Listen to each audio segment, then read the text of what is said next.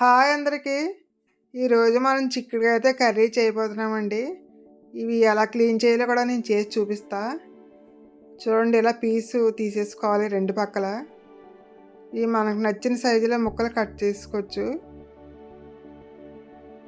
ఇలా క్లీన్ చేసుకోవాలి వీటిని. మొత్తం అన్నీ కూడా ఇలా చేసేసుకుందాం. ఇవిగోండి, కట్ చేసి కడిగేసి పక్కన పెట్టాను. ఇందులో మనం పసుపు వేసుకుందాం.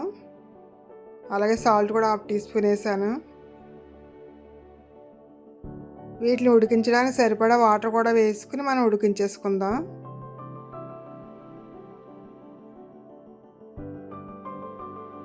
ముక్కలు ములిగేలా వాటర్ వేస్తే సరిపోతుంది వీటికి ఉడకడానికి.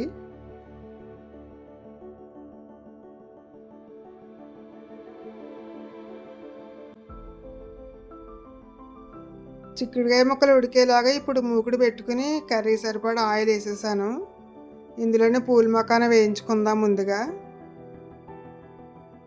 వీటిని లైట్గా వేయించుకుంటే సరిపోతుంది. కలర్ కొద్దిగా చేంజ్ అయితే సరిపోద్ది. వీటికి ఇలా వేయించుకుంటే సరిపోతుంది. గిన్నెలో తీసేసుకుందాం.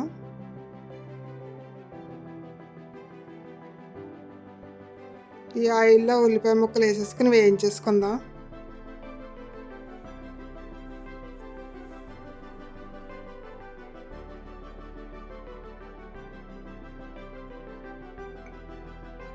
ఇందులోని పచ్చిమిర్చి 2 వేస్తున్నాను.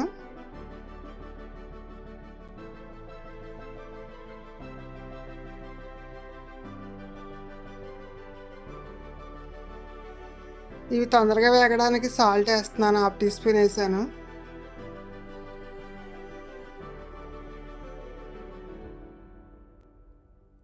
ఇవి కొంచెం వేగిన తర్వాత అల్లం వెల్లుల్లి తురుము వేస్తున్నాను. అల్లం వెల్లుల్లి పచ్చివాసన పోయే వరకు వేయించుకోవాలి. ఇప్పుడు అల్లం వెల్లుల్లి వేగింది కదా, టమాటా ముక్కలు కూడా వేసేసుకుందాం. ఈ టమాటా ముక్కలు మగ్గే వరకు వేయించుకుంటే సరిపోతుంది.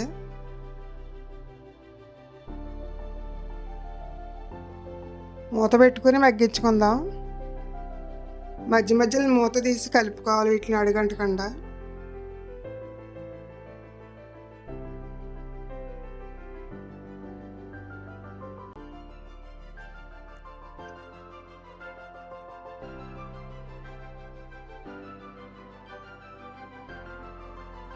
ఇప్పుడు టమాటా మగ్గింది కదా, అందులో జీరా పౌడర్ వేసాను 1/2 టీ స్పూన్.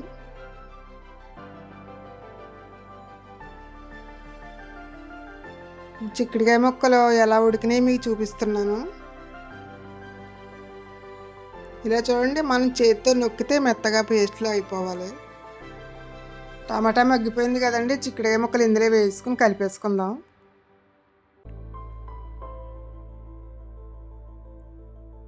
వీటిని 2-3 నిమిషాలు ఇలా వేయించుకోవాలి.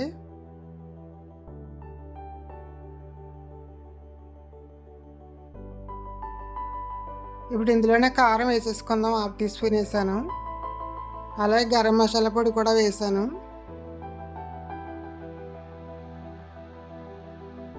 మొత్తం అన్నీ ఒకసారి కలిపేసుకుందాం ఇలాగా. ఇప్పుడు ఇందులోనే పూల మకాన వేయించి పెట్టుకున్నాం కదా, అవి కూడా వేసుకొని కలిపేసుకోవాలి.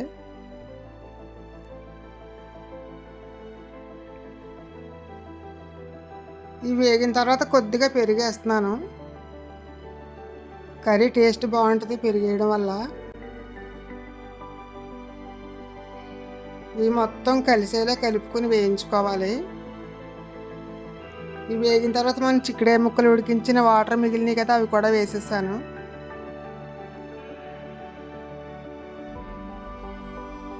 ఇప్పుడు కర్రీ ఉడకడానికి సరిపడా వాటర్ కూడా వేసేద్దాం.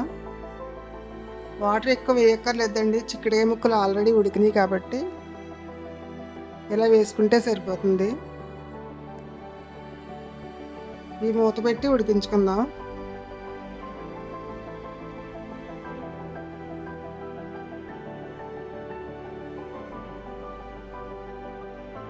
ఇప్పుడు మూత తీసి ఒకసారి కలుపుదాం, కర్రీ ఉడికిందే లేదా.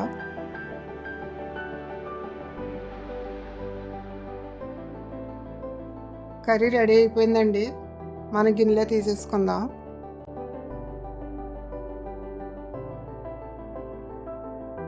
ఇంతేండి, సింపుల్గా అయిపోద్ది చిక్కుడుకాయ పూల్ మకానా కర్రీ. టేస్ట్ అయితే చాలా బాగుంది. మీరు ట్రై చేయండి.